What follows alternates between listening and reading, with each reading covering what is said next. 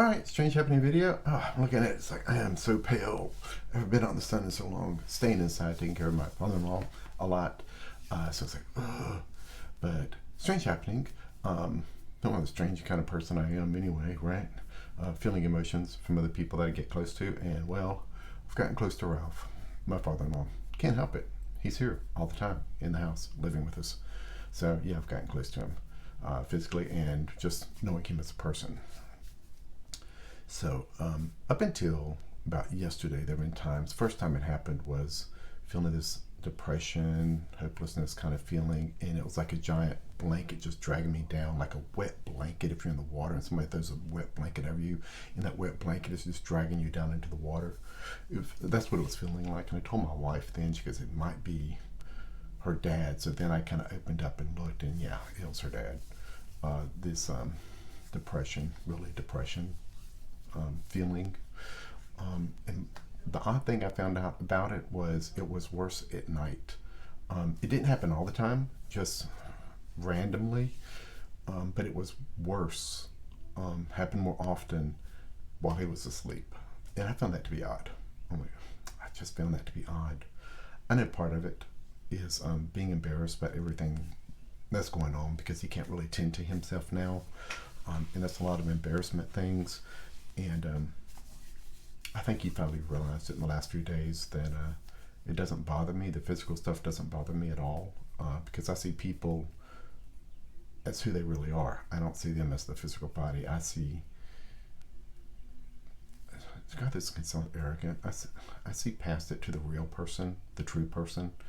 I hope that doesn't sound arrogant, but I don't see the person anything with the physical. I mean, sure, the physical container, but I do see the real person there. And I think he's figured that out, that I'm seeing him for him, not for the body. And dealing with the body is just stuff you got to do. It's just every day, change out a tire, doing whatever you got to do. Hey, we did get the external male catheters in the other day. Kind of made him laugh a little bit. cheered him up, being a guy, cheered him up. He didn't understand how it's going to work or anything else, trying to explain it to him, and he couldn't understand it. So I actually demonstrated on myself to him. And yeah, and then it came time to put it on him, so I have to put it on for him. And I was telling him, Ralph, this is really small. I'm going to have to get a bigger size male catheter for you. This is really, really small. You're a big guy there. Made him cheer him up a lot. And it was true. Cheered him up too. Made him feel good for all day long, I think. Actually, his mind is clearing up.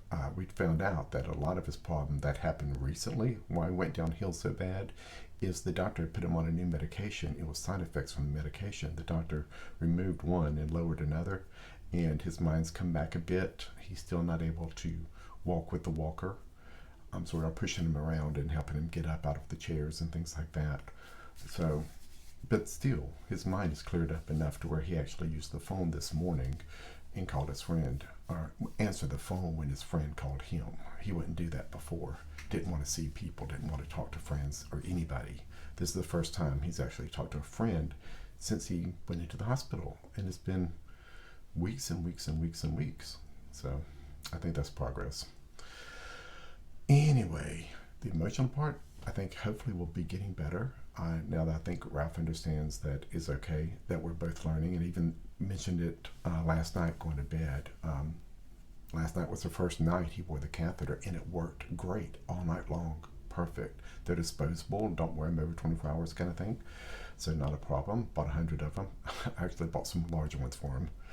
But worked great. And I said, Ralph, we're both learning. I'm learning how to assist, and you're learning how to let someone assist kind of thing. So we're both here learning. And I said, I'll be lucky if I reach your age one day and have to go through all this. And at least I'll have some idea of what to expect, So he understands now. I think it's going to get better. Being all pasty and pale and white and everything, not being able to get out and mow and everything because I needed to be here. Maybe I can do that in the future now that the catheter is in place. I can get out. I have started a couple of projects here inside the house.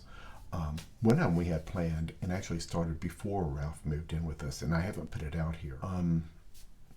Another project I just started the other day, and it's a long-term project. It does have an end date. I have put a goal for myself end of the year to have this done. Basically, most of it done by Thanksgiving, and maybe hopefully finalized by the end of the year. Hopefully. So I'm working on that now. I'm not going to talk about it yet. I'll talk about it then. But it's something that I can do sitting here in the house with Ralph there. Is something I can do being confined, kind of thing. Locked down, if you want to say that. Anyway, Strange Happenings overall, really good. There is a meeting tonight. This is Thursday nights. Every Thursday night now there are Cosmic Conversations Zoom meetings. Tonight I believe it's Steve Warner. I've never met him. I don't know anything about him.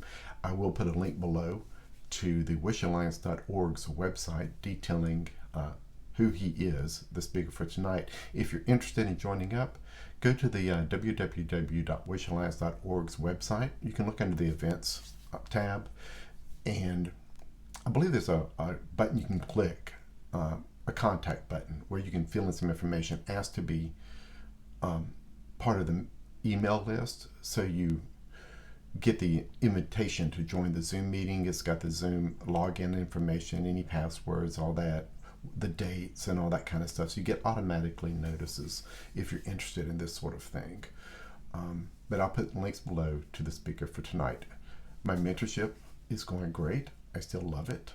We're back to doing techniques, and I haven't done my normal techniques. I only do them mainly before my meeting with my mentor. I need to be doing them all the time just to get better, but dealing with my father-in-law and now starting this new long-term project, it's been a little tough. I